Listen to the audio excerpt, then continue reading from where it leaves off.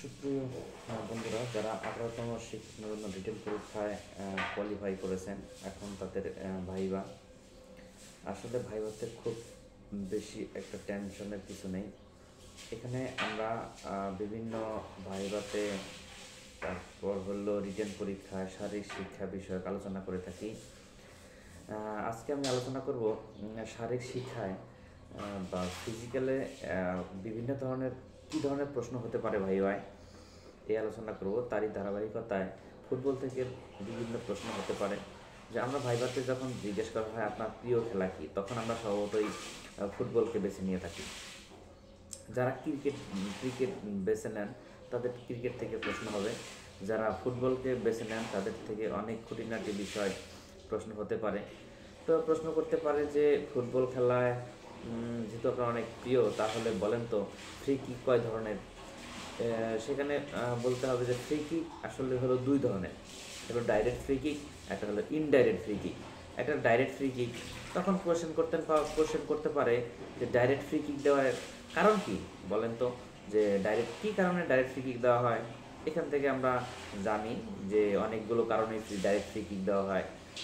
তো আমরা বলে দিব যে যদি কোনো খেলোয়াড় ইচ্ছাকৃতভাবে কোনো খেলোয়াড়কে, বিপক্ষ দলের খেলোয়াড়কে ধাক্কা দেয়, ধরে রাখে বা ধরে রাখার চেষ্টা করে, যদি ল্যাং মারে বা ল্যাং মারার চেষ্টা করে, লাফিয়ে পড়ে, তাহলে ডাইরেক্ট ফ্রি কিক দেওয়া হয়।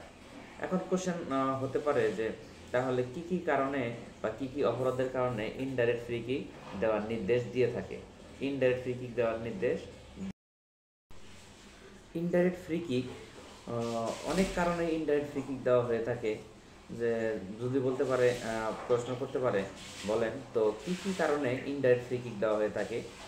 তো অনেকগুলো কারণ আছে, আমরা যে কোনো একটা দুইটা কারণ ইনশাল্লাহ বলবো।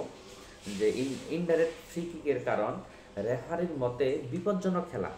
যদি রেফারির মতে মনে হয় যে বিপজ্জনক খেলাটা হচ্ছে, তাহলে রেফারি চাইলে এটা ইনডাইরেক্ট ফ্রি কিকের নির্দেশ দেওয়া হতে পারে।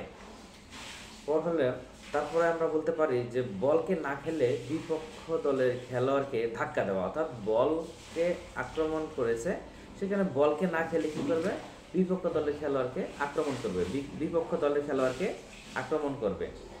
তো যদি গোলরক্ষক বল ছুঁড়ে দেওয়ার সময় তাকে বাধা দেয়, যেমন বলরক্ষক যদি গোল ছুঁড়ে দেয়, এই ছুঁড়ে দেওয়ার সময় যদি বাধা দেয়, তাহলে রেফারি চাইলেই এটা ইনডাইরেক্ট ফ্রি কিকের নির্দেশ দিতে পারে।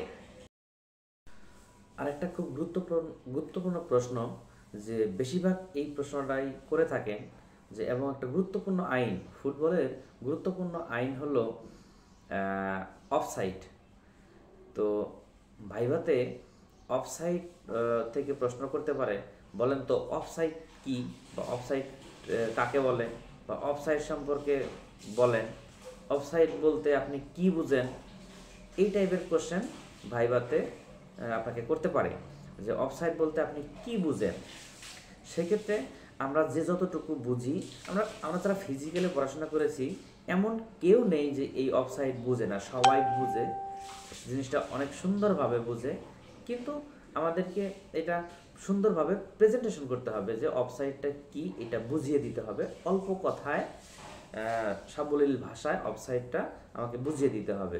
এটা আমরা যেভাবে বুঝিয়ে দিতে পারি, যে ফুটবল খেলা চলাকালীন সময় যদি কোনো খেলোয়াড় প্রতিপক্ষের সীমানায় বল নিয়ে যায়, এই বলের সামনে প্রতিপক্ষের যদি দুইজন খেলোয়াড় না থাকে এবং নিজ দলের খেলোয়াড় যদি এখানে থাকার পরে সেটা যদি তাদের বা সুযোগটা নেয়, নিয়ে যদি সুযোগটা নেয়, তাহলে এটা হবে অফসাইড। এটা যে যেভাবে পারে সুন্দরভাবে এটা উপস্থাপনা করতে হবে।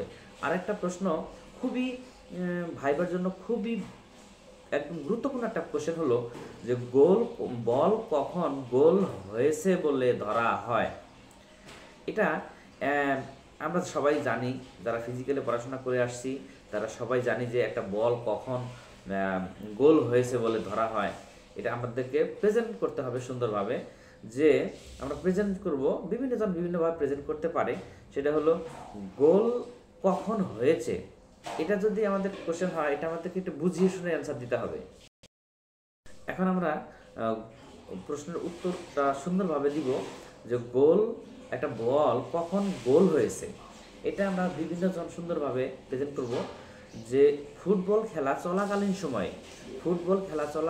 সময়ে যখন একটি বল দুই ক্রসবারের মধ্য দিয়ে এবং গোল পোস্ট অতিক্রম করে যদি করে, তাহলে সেটা বলটি গোল হয়েছে বলে গণ্য হবে। আমি আবারও স্পষ্ট করে বলছি যে ফুটবল খেলা চলাকালীন অবস্থায় দুই গোল পোস্ট ও ক্রসবারের মধ্য দিয়ে সম্পূর্ণভাবে গোল লাইন অতিক্রম করেছে, তখন গোল বলে গণ্য হবে।